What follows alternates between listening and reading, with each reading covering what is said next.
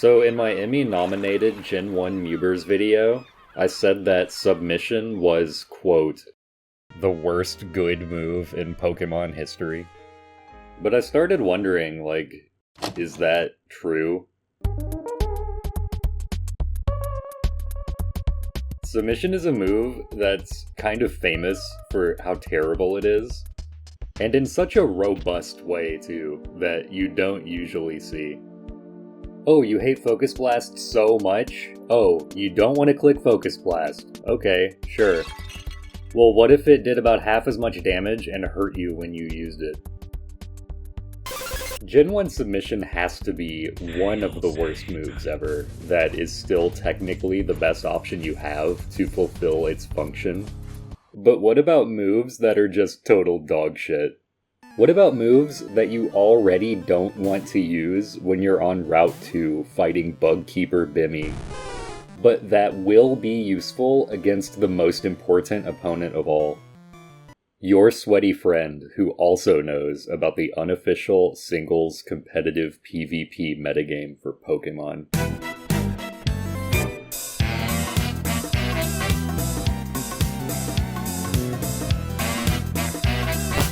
I think it's fairly common knowledge at this point that Porygon, despite being the worst trade deal in history, maybe ever, does have a niche in Gen 1 OU as a Pokemon that can switch into any non-amnesia Snorlax and click recover 24 times until Snorlax doesn't have any body slams left.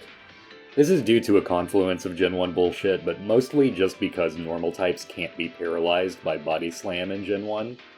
Which is actually not a glitch, it's some crafty programming to save memory, so you don't need to call the gamer police on them this time, okay? It's cool, it's fine.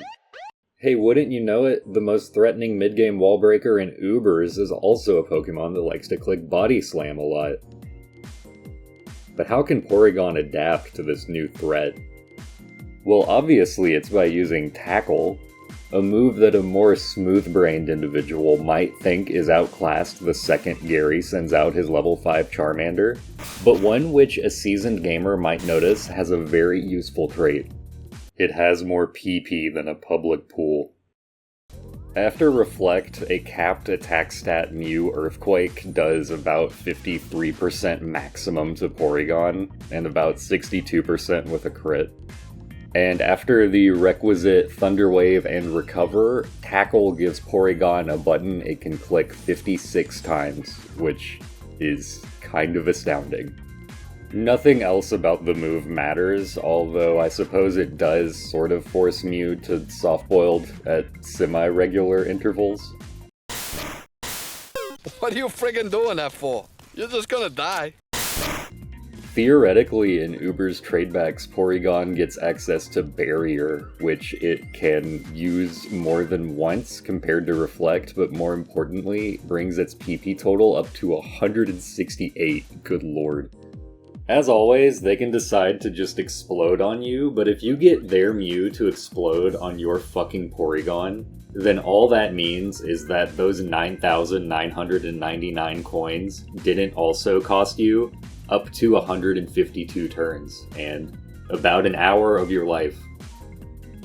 Yeah, sorry mom, I don't think I'm gonna make it to Peepaw's funeral. I still gotta click this button 127 more times. There are also some truly damned souls who have to use Route 1 level moves for the thing that actually happens when you click them. In Gen 3, Choice Band Flygon might as well run Gust in its last slot as a way to donk the Earthquake-resisting Heracross and Breloom, and I guess also option select Celebi by doing 5 more base power to it than a resisted Earthquake. Yes, Flygon does not learn Aerial Ace, but this guy does.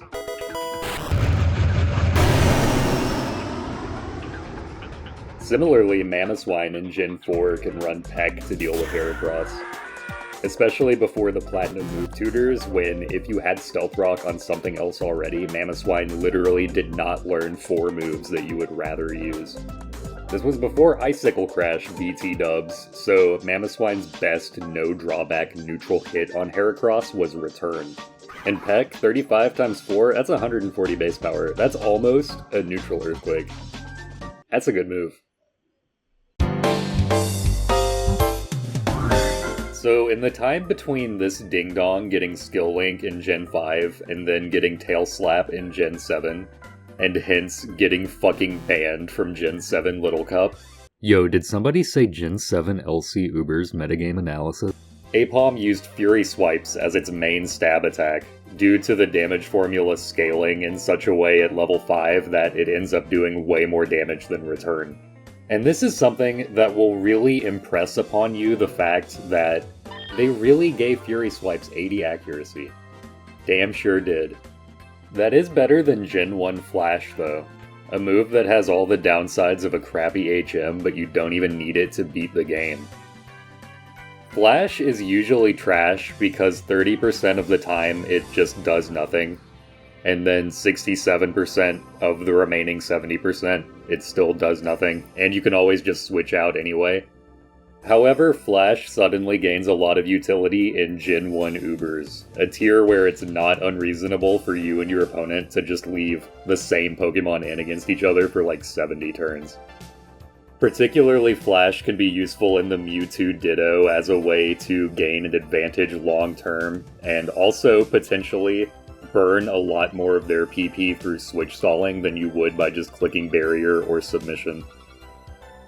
Especially because both Amnesia and Flash will proc the Paralysis stack glitch, so suddenly their paralyzed Mewtwo is slower than your paralyzed Light Screen Chansey.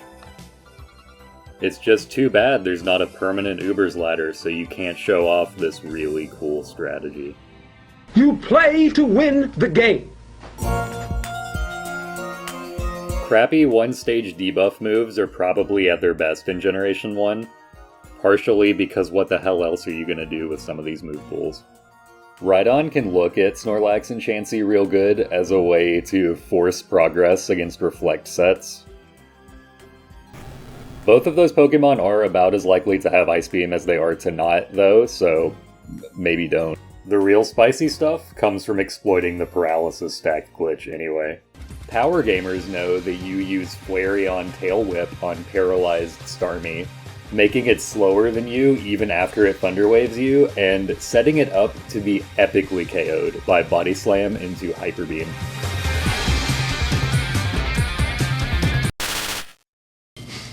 You blew it. A more well-known and actually practical application of this genre of move is Miltank using Growl in Gen 2 OU as a way to check Curse Snorlax. And of course, checking Curse Snorlax is just a gamer way of saying that Curse has 16 PP and Growl has 64 PP. Similarly, Miltank's Pink Pal Blissey can click Confide a whole bunch of times against Calm Mind Kyogre and Geomancy Xerneas in Ubers. This is in conjunction with not a usually useless move, but a usually useless item, the Utility Umbrella, an item that it's entirely reasonable that you've just never heard of before. What does it do? Well, that's the beauty of it. It doesn't do anything. Oh, my mistake. It obviously gives you an equivalent special defense boost to Assault Vest against Kyogre using water attacks in Rain.